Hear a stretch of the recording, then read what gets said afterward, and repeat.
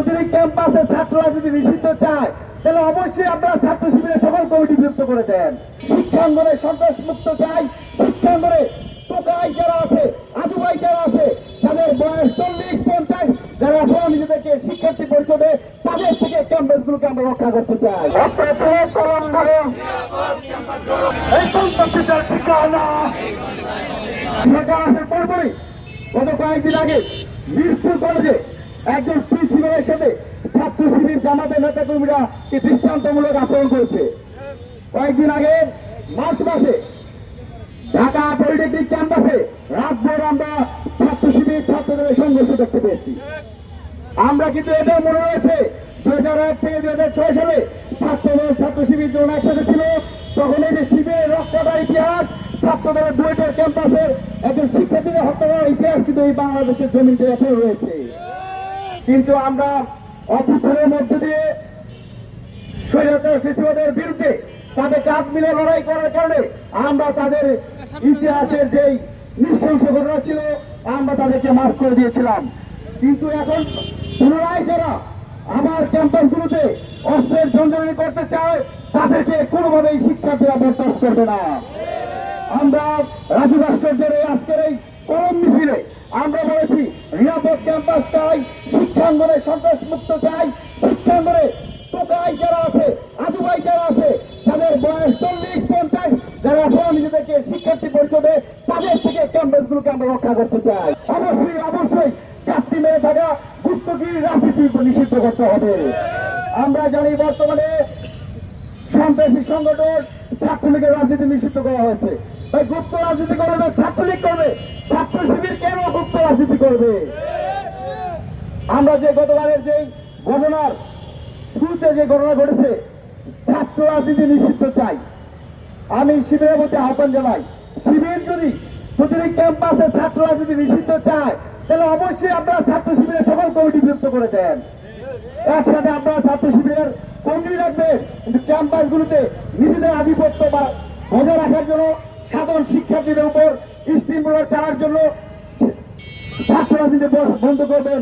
এরকম মুনাফিকি ছাত্র সমাজ মেনে নিবে না।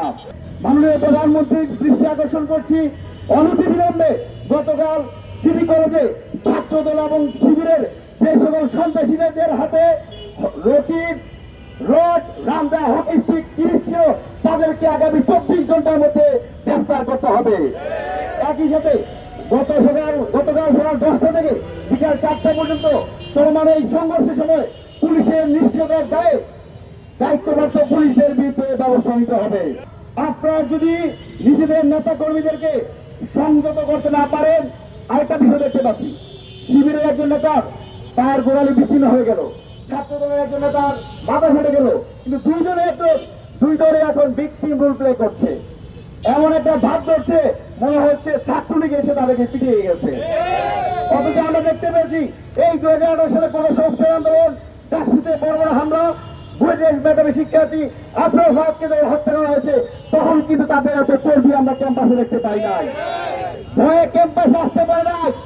অনেকেই আজকে যারা নিজেদেরকে বিপ্লবী হিসেবে উপস্থাপন করছে, তারাই কিন্তু আমরা যখন আপনারা তাদের হত্যার বিচারের দাবিতে আন্দোলন করেছি, সেই প্রোগ্রামগুলোতে বিপ্লবীরা বাধা দিয়েছে। সুতরাং এই ধরনের মুনাফিকি কাজ থেকে নিজেদেরকে বিরত রাখুন। যদি আপনারা এরকম সন্ত্রাসী, চাঁদাবাজি, দখলদারিত্বের রাজনীতি করতে চান, তাহলে সাধারণ শিক্ষার্থীদেরকে নিয়ে ছাত্র অধিকার পরিষদ আপনাদেরকে প্রতিহত করবে।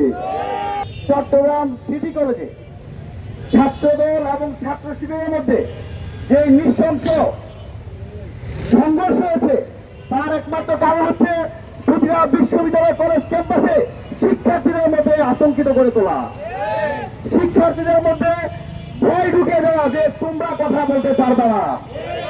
আমরা ছাত্রদল এবং ছাত্র শিবিরের এই সন্ত্রাসী কর্মকাণ্ডের তীব্র নিন্দা এবং প্রতিবাদ জানাচ্ছি। আমরা দেখতে পেয়েছি বিশেষ করে গতকাল রাত থেকেই সামাজিক যোগাযোগ মাধ্যমে ছাত্র শিবিরের একজন ওয়ার্ড সভাপতি আশরাফুলের বিচ্ছিন্ন যে গোয়ালি আমরা দেখতে পাচ্ছি। অপরদিকে আমরা দেখতে পাই ছাত্রদলের নেতা আলাউদ্দিনের মাথা ফেটে গেছে। কিন্তু আমরা গভীরভাবে দেখতে পেলাম এই যে আশরাফুল, এই যে আলাউদ্দিন, যাদের গোড়ালে বিচ্ছিন্ন হলো, যাদের মাথা ফাটানো হলো, তারা কিন্তু কেউ চট্টগ্রাম সিটি কলেজের শিক্ষার্থী না। তো এই যে স্পষ্ট বলা যায়, চট্টগ্রাম সিটি কলেজে নিজেদের আধিপত্য বিস্তার করতে গিয়ে ভারতে ঘুরি তারা নিয়ে এসেছিল ক্যাম্পাসগুলোতে, বহিরাগত নিয়ে এসেছে, বিভিন্ন কলেজ ক্যাম্পাস থেকে তারা সিটি কলেজে তাদের শক্তি প্রদর্শন করার জন্য নিয়ে এসেছে। আমরা এই যে সন্ত্রাসী রাজনীতি 5 আগস্ট ছাত্র অভ্যুত্থানের মধ্য দিয়ে ক্যাম্পাসগুলো থেকে অর্থের যন্ত্রণীর রাজনীতি চিরতরে অবসান করেছিল। এই ক্যাম্পাসগুলোতে মাস্তানির রাজনীতি, হাওয়া রাজনীতি এবং গুপ্তগরির রাজনীতি কিন্তু চিরস্থায়ী অবসান করার কথা ছিল।